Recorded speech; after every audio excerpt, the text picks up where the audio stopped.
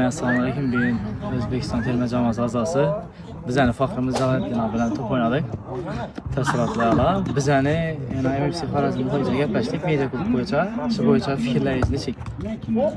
Yaxshi, ben Xorazmda hozir birinchi instansiyada o'qib media futbol. Hamma o'zi media futbol bor. Chiqarlaringiz yaxshi bo'pti. Chunki endi baribir media futbolni havaskor bolalar ko'p-ku. Shular bilan yaxshi komanda etib, Toshkentni, boshqa viloyat komandalarga o'ynasaylar, baribir menimcha yaxshi Rossiyadan hozir, Yevropalardan yaxshi rivojlanadi. Shuning uchun yaxshi bo'ladi menimcha. Xorazmdan bir qiziqarli auditoriya bo'lsa-da sizlar futbol qiziqarli odamlar.